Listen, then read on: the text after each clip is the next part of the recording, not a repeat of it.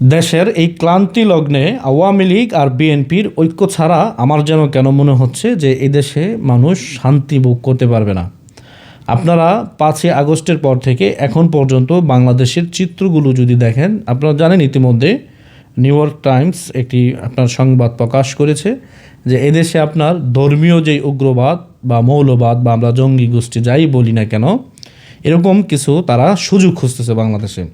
এখন প্রশ্ন হচ্ছে যে অনেকেই চায় যে দেশে আপনার ইসলামিক রাষ্ট্র প্রতিষ্ঠা হোক বা বিভিন্ন ইসলামিক দল তারা বলে থাকে যে আমরা বাংলাদেশে ইসলামিক ভাবধারায় রাষ্ট্র পরিচালনা করব।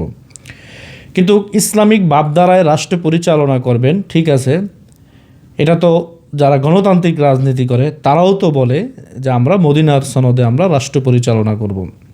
কিন্তু আমার কেন জানি মনে হচ্ছে যে বাংলাদেশে 5 তারিখের পরে আসলেই ধর্মের নাম দিয়ে অনেক জুলুম হচ্ছে এবং কি কোন গোষ্ঠীগুলো তারা সেই সুযোগগুলো নিচ্ছে, যদিও আমার একদম ক্ষুদ্র জ্ঞান, তারপরও আমি বলবো যে এরকম পরিস্থিতি বাংলাদেশে তৈরি হয়েছে যারা এখন সুযোগ খুঁজতেছে।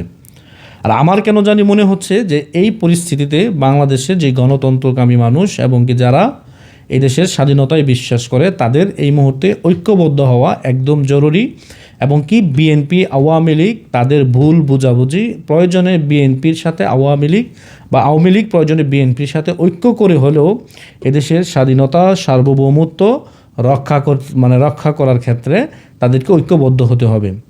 আপনারা যদি মনে করেন যে আগামীতে বাংলাদেশে কিন্তু নির্বাচন হবে বা নির্বাচন অনেক দ্রুত সময় হয়ে যাবে, এটা যদি ভেবে থাকেন তাহলে আমি বলবো যে আপনি বোকার স্বর্গে বসবাস করতেছেন।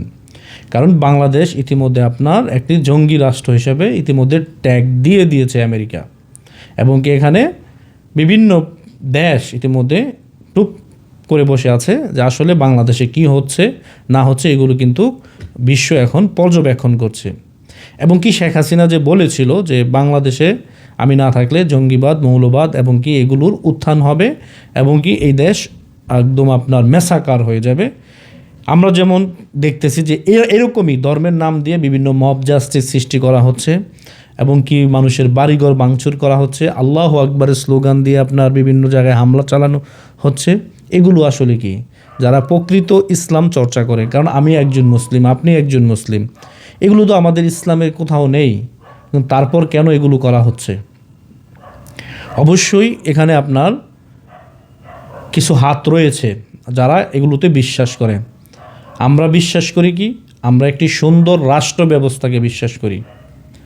এখন সুন্দর রাষ্ট্র ব্যবস্থা কি, অনেকে আমাকে বোঝাবে যে কোরআনকে দিয়ে কিন্তু সুন্দর রাষ্ট্র ব্যবস্থা হবে। হ্যাঁ, অবশ্যই হবে, এটা আমি 100% মানি যে কোরআন দিয়ে রাষ্ট্র পরিচালনা হলে রাষ্ট্র সুন্দর হবে। কিন্তু এই রাষ্ট্রে কোরআন দিয়ে দেশ পরিচালনা করবে কোন রাজনৈতিক দলটা আছে আমাকে দেখান। নাই, সবাই তো গণতন্ত্রের রাজনীতির আপনার নিবন্ধন নিছে। এগুলো ধর্মের নামে তারা মানুষকে ধোঁকা দেওয়ার চেষ্টা করতেছে। খেলাফতে বিশ্বাস কে না করে? সারা ওয়ার্ল্ডে একদিন খেলাফত দিয়ে আমাদের পুরো বিশ্ব শাসিত হবে, এটা আমরাও জানি না যে এরকম না। কিন্তু আজকে বাংলাদেশে যা হচ্ছে এগুলো আসলেই মেনে নেওয়া যায় না।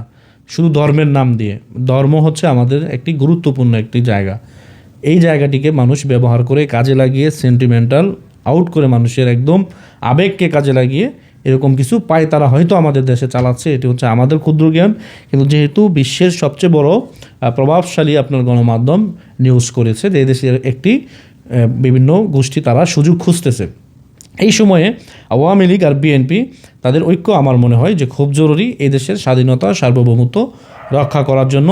এই ঐক্যবদ্ধ হওয়ার কোনো বিকল্প আমার মনে হয় নাই। আমি অবশ্যই আপনাদের মতামত আশা করতেছি এবং কি সকল গ্লানি মুছে আওয়ামী লীগ বিএনপির উপরে নির্যাতন করছে দলগতভাবে, বিএনপিও যদি সেইগুলো আপনার একটু পিছনে রেখে রাজনৈতিক স্বার্থে দেশের সাথে জনগণের স্বার্থে যদি তারা ঐক্যবদ্ধ হয়, আমার মনে হয় দেশ সুন্দর হবে। রাজনৈতিক জীবন এগুলো থাকবে, কিন্তু দেশের স্বাধীনতা সার্বভৌমত্বের ক্ষেত্রে এগুলো পিছনে রেখেই কিন্তু ঐক্যবদ্ধ হতে হবে। আওয়ামী লীগ এবং কি বিএনপি প্রয়োজনে তারা মিলে রাষ্ট্র পরিচালনা করুক, আমি এখন সেই কথাই বলবো। কিন্তু এই দেশকে অবশ্যই মুক্ত করতে হবে। যেভাবে আপনার এই দেশে নজর পড়ছে, আমার মনে হয় না সামনের পরিস্থিতি বেশি একটা ভালো যাবে। আমার কেন জানি এরকমটাই মনে হচ্ছে।